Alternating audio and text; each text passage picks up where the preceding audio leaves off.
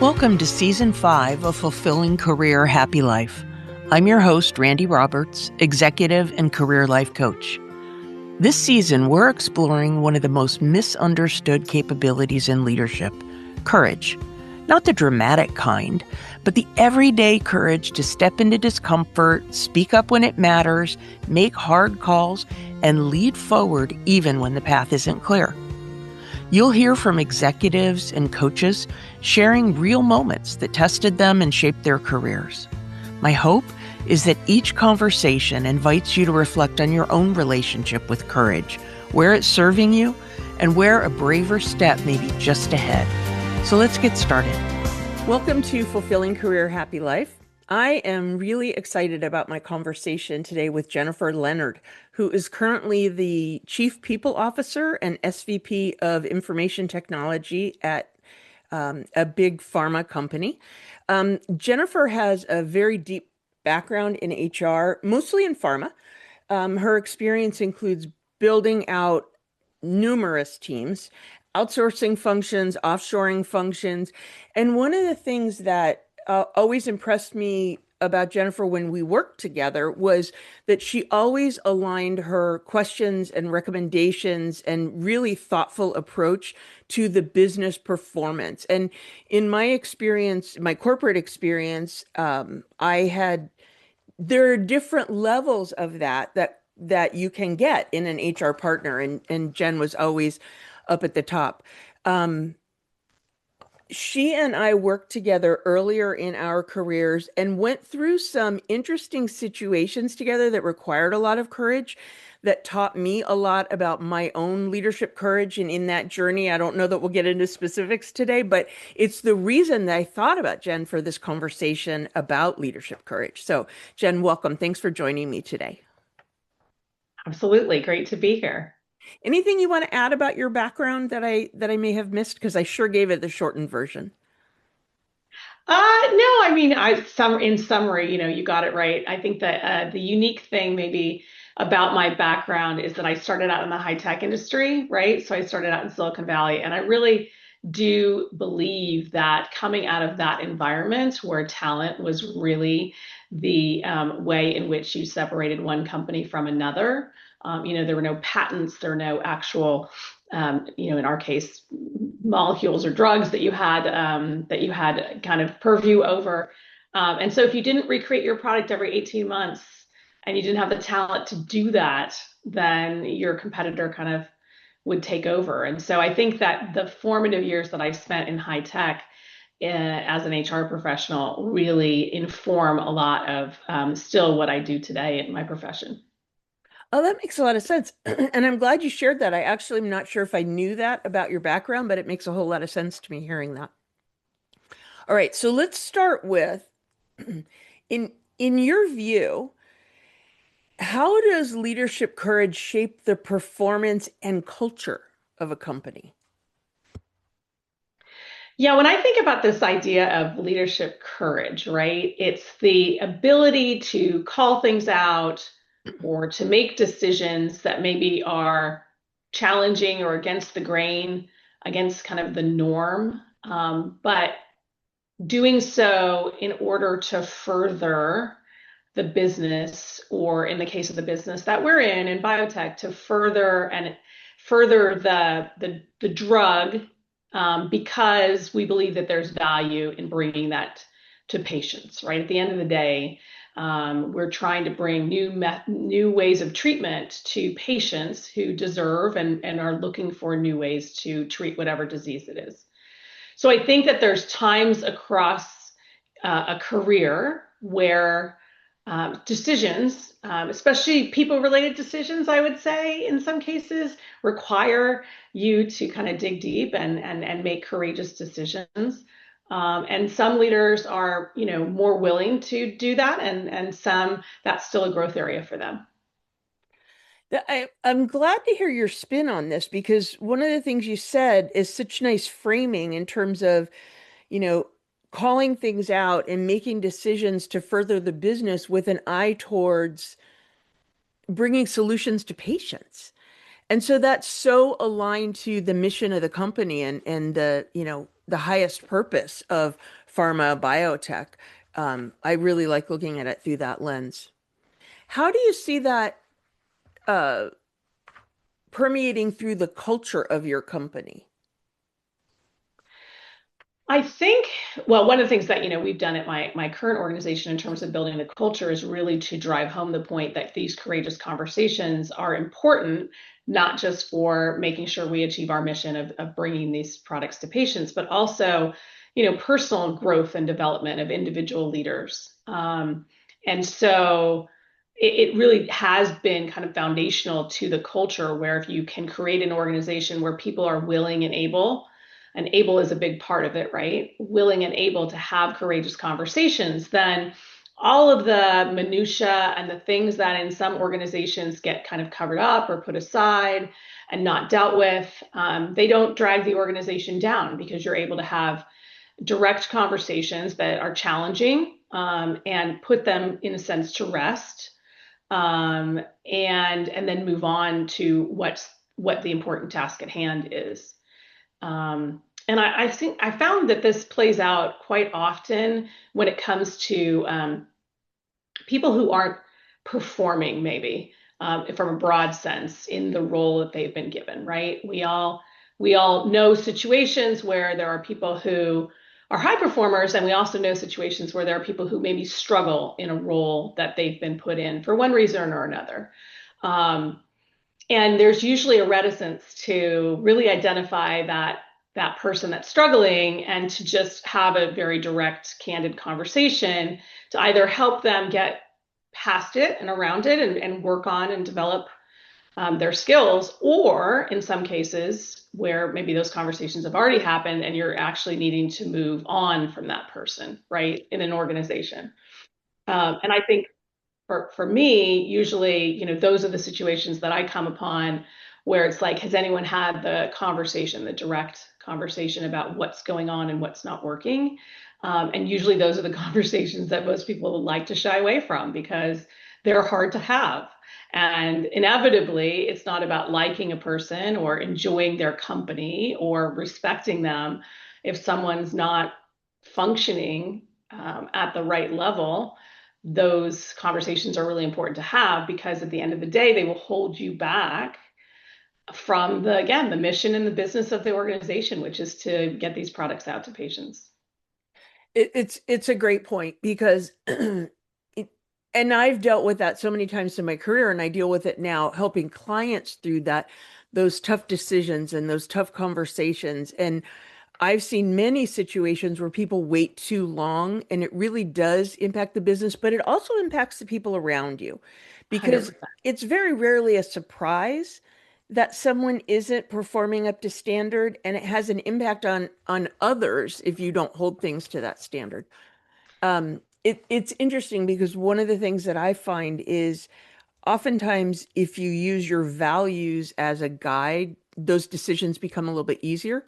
Like you're a person who's dedicated to both the business, but also doing right by the people, and you can make that business decision with your head and still implement it in like a humane, heart-driven way. But I don't know. I never wanted to be a person that didn't bother to make such a Sure, big decision to someone else. So you kind of have to just deal with it. sure. But it's a good point in terms of how that permeates the culture. And I appreciate what you're saying about the courageous conversations, because it doesn't just have to be like leadership courage isn't just a big, bold stand, like to add a business unit or to cut a team or something like that. It's these day-to-day courageous conversations. Right, right. And you're absolutely right when you say that the impact, in the case of someone who's maybe not performing, that impact that has on those around them. And typically what you find is it has the biggest impact on your highest performers, right? So we think that, oh, if we ignore that and we kind of leave that alone, or in some cases, companies are really good at, putting a person in an office and just kind of letting them sit and everyone just functioning around them. They think that Yeah. has no impact, but at the end of the day, it has a huge impact. And unfortunately, it has the biggest impact on people who are really trying to do good work, right? Who are motivated and can get a little salty, right? If they see people who are kind of hanging on, not adding value, but still kind of hanging around. It can be and create a really dysfunctional situation with the people that you need most engaged. That's interesting. I never really thought about that way, but I think you're right. Let me ask you a slightly different question because it occurs to me that when we're talking about leadership courage, there's kind of a range between staying safe and maybe even acting reckless, like taking courage too far. Sure. And what signals do you look for? What triggers do you look for to keep an eye on that to make sure a leader's not being reckless in the name of courage? I have to say, I've probably seen less of that in my career than someone to step back. And Mm. maybe that's because there are checks and balances within organizations to make sure that it's not one person that's just making an outlandish decision. Um, and in organizations that I've worked with, I think that we always propagate collaboration and communication when it comes to decisions. So I've been less probably familiar with someone who is kind of stepping out of bounds as an individual. And yeah, I mean, you want to allow people the freedom to innovate without feeling like they're going to get punished. But you're absolutely right. You know, if someone is making decisions in a way that they haven't done all their due diligence or they haven't done the collaboration that they need to come up with that answer, I think then again, you need to have a courageous conversation to actually get that person to slow down, right? To say, hold on a second, have you taken a moment to check in with your colleagues? Have you taken a moment to understand the full implications of the decision you're about to make? Um, and you know, the way I do that is usually asking questions, right? Because when you ask a question, it usually gets people to at least stop and think. And so it doesn't have to be being courageous, right? Doesn't have to be a statement where you're telling someone something or forcing them to do something that they might not want to. It could be instead just asking a few questions that cause them to just slow down and think for a minute about what it is that they're taking on. I think that's a good perspective. And that actually goes to how many cultures, certainly the culture of your organization, um, deals with that with courage and security and making sure that you've got all your bases covered. Like you've talked of a number of examples of how you actively encourage courageous conversations and have the processes and the norms in place to make sure that people are well grounded in their decisions. It's Yeah, great. we actually educate our folks on how to have courageous conversations, right? Because there's a planning and the thoughtfulness that goes into them. There's certainly the courage to have them, right? And the reasons why it's important. But I think in order to get people to engage in that type of behavior, you have to really help them to plan. And so, you know, a lot of times I think in HR, what happens is people come to us looking for us to maybe help them solve their problem, right? And I don't think that that is usually the most effective use of HR. But instead, it's how can I help you solve your own problem, right? And we know this from coaching, right? The answer is usually within the individual that you're speaking with. But you know, in the case where someone may be frustrated by someone else's behavior or something someone else is doing in the organization, my first take on it is how can I help you prepare to have that conversation with the person directly versus, you know, how do I dive in and get involved, right? Because we know that having one-on-one conversations about things that are tough um, are also the most impactful at the end of the day. For me to bring a situation back third hand or to say, you know, I've heard this through the grapevine, let's talk about it, is not as impactful as someone going directly to the other person and saying, I've observed this or I've witnessed this and it concerns me and I'd really like to chat with you about it. And so, you know, my role in the organization is usually how do I prepare that person to go have that conversation directly? That's great. I mean, there's so much there because the adage that comes to mind is you're not only giving them the fish, you're teaching them how to fish. so that they're more capable to handle those things on their own, and you can guide their judgment a little bit if you need to. The other thing that you said that I think is so powerful is around asking a few questions. And I find curiosity be like a really important leadership characteristic. And sometimes it does take courage to ask those questions. But it really, it, you have to be careful because sometimes we can be manipulative, I think, with questions. But Mm. really, in its, the intention there is to find out what they're thinking, to find out what they may have missed. You may come away thinking, seeing it in a different way yourself, or you come to a meeting of the minds. I really appreciate you bringing that one up. It's something I actually get, I've gotten really good feedback on over the years. From the CEOs that I have worked with, because, given that I'm in human resources and I'm not necessarily a functional expert, I've of course seen a lot in the pharmaceutical space. So, I kind of know how things work, but I'm not a scientist and I'm not a doctor, and there's things that are still unique and unusual. But one of the things that I think that I've been able to do in my profession is to come at things from almost a naive standpoint and ask questions that honestly make the group stop and think, because they are thinking past what I'm already, what I'm still thinking about, right? Have you considered this, or what is the impact of that? It seems to me this might be missing, right? There are things that groups do where, when they're the content experts, especially, they continue to move on. And, you have to pick your time and place, as you said, and you have to make sure that you're not trying to manipulate a situation with a question. But well placed or well timed questions that ask a group to stop and think for a moment can be really, really invigorating and change the direction of a decision sometimes. It, yes, absolutely. And it just highlights the value of that cross collaboration, bringing in other functions for the value of having different backgrounds and different perspectives. I think I I think some groups, if they're moving fast and potentially moving past the thing that you're bringing up, they may get a little bit frustrated with it. But so it's almost a matter of like going slow to go fast to Yeah. make sure that you're nailing it. Um, so I like what you're saying and about picking and choosing your time. I think I can absolutely see how that works. Yeah, I mean, you can't do it in every meeting all the time, all day long, or else then you're just a detriment to the process, right? Then you stop getting But there have invited. been times when my CEO has said, "Jen, do you have any questions?" Because he knows that I will ask some, you know, I guess, sort of naive question that will at least bring up stuff from a different perspective or context. And sometimes the answer is no. You're on the right. Sounds like you're on the right track. I don't have anything. But every once in a while, I'll be like, has anyone considered XYZ?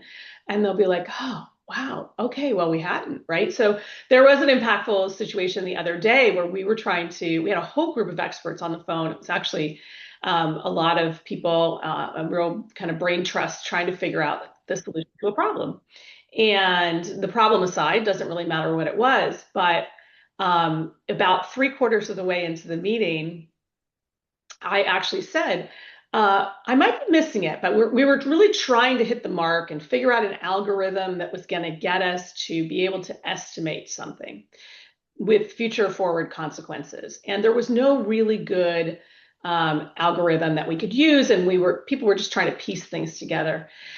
And I actually just said, is there something that's forcing us to make this decision today? And this whole panel of people who had been assembled to try to figure out the answer to this question stopped. And I said, I know that we wanted to figure it out today because someone is requesting an answer, right? Or an estimate, right? That we're really struggling to come up with the assumptions behind, et cetera. I said, but do we really need an answer today? Can't we play this out for a few more months, see the impact, and then be able to give a much more precise answer?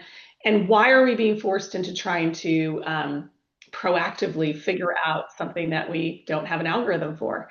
And it literally stopped the meeting. And we didn't make a decision because everyone went, well, yeah, I guess you're right. Circumstances had changed a little bit, and we didn't need to make that decision today. And so we honestly still haven't made this decision. And I feel those are moments in my career where I feel a little bit proud because it's like, wow, there's this whole group of people who are really quite talented and experts. But they were so focused on looking at a solution that we didn't stop to think, well, why do we even need to answer this right now? Yeah, and that took courage for you.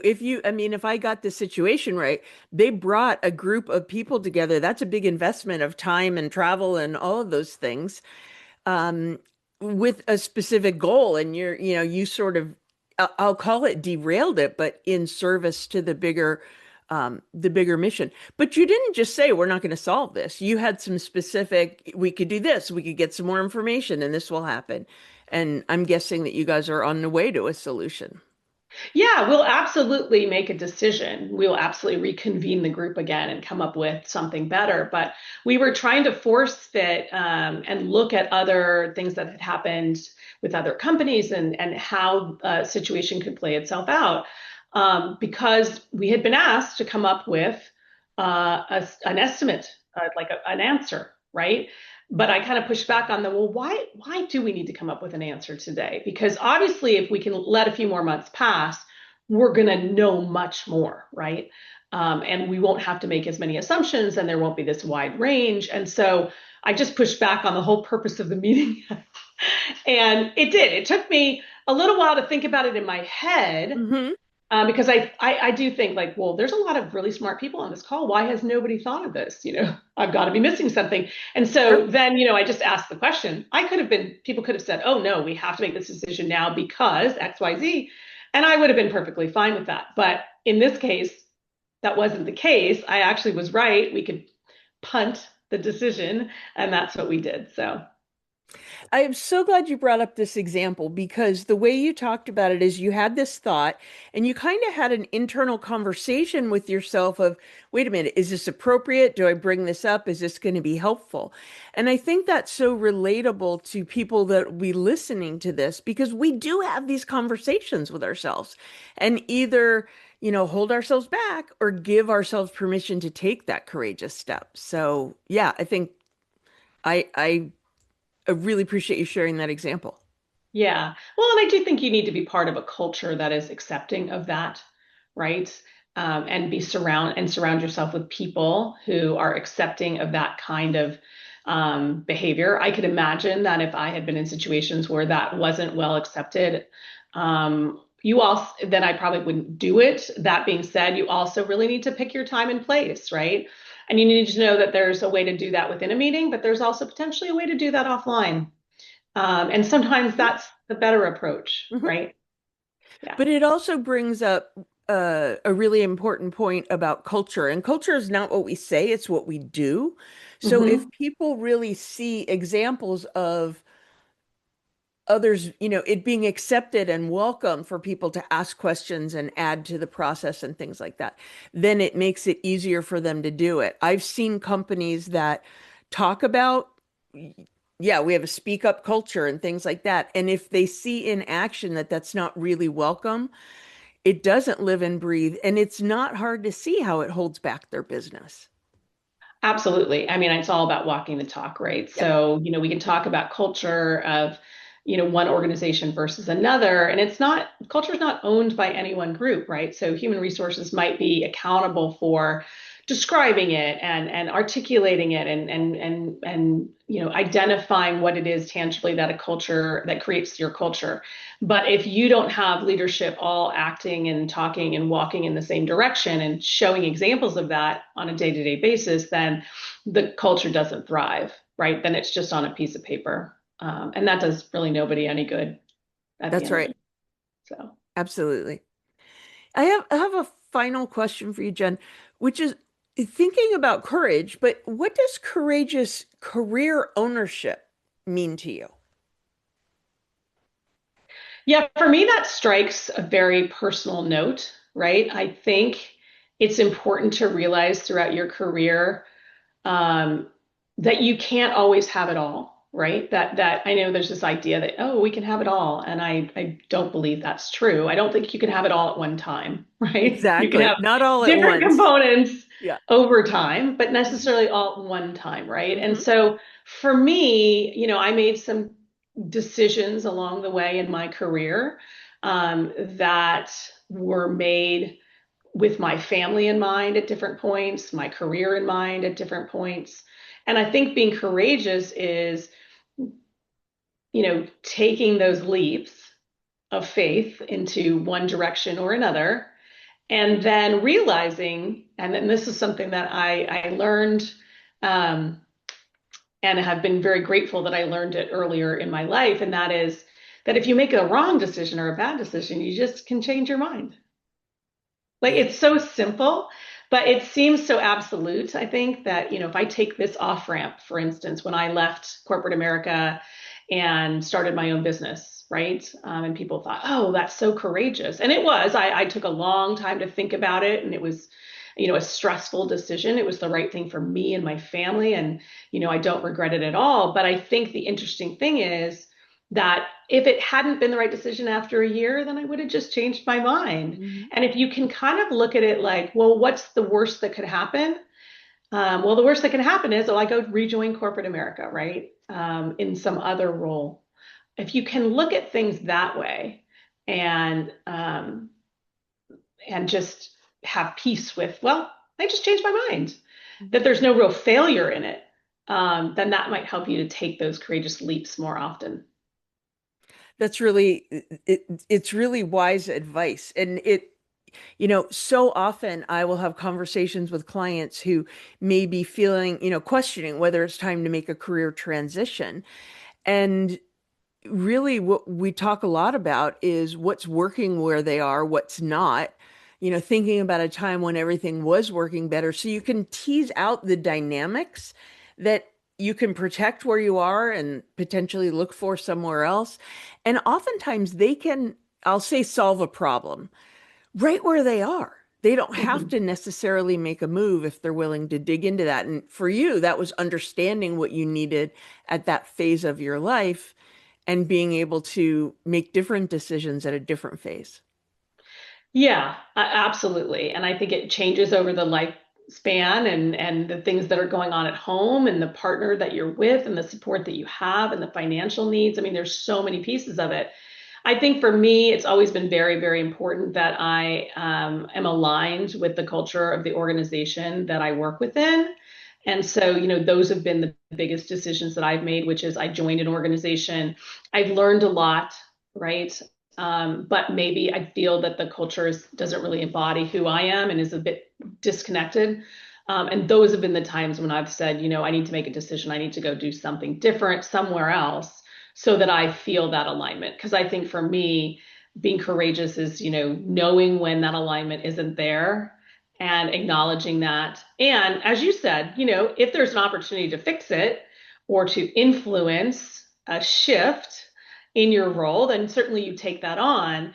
But in some cases, there's not, right? And so that's when you need to realize that in order to be authentic and to feel like I'm doing great work in an organization that values me, I'm gonna go and do it somewhere else in some different form or fashion. That's great. That's great.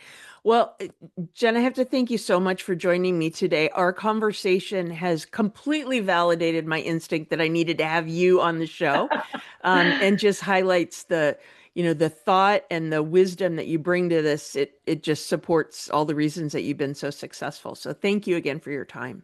Absolutely. Thanks for inviting me. It was really fun and great to catch up. Thanks so much for listening to Fulfilling Career Happy Life. If you enjoy the show, please subscribe, follow, rate, and review. Do all the things to show your support for this podcast. It helps other professionals who want to feel more energized about their work again find us. And if you want to take this thinking further, please follow me on LinkedIn, where I share content on a regular basis. You can also get on my email list by downloading the Career Satisfaction Assessment or through my website. All these links are in the show notes. Thanks again for tuning in. I truly appreciate that you make the time for yourself to listen to the show. See you next week.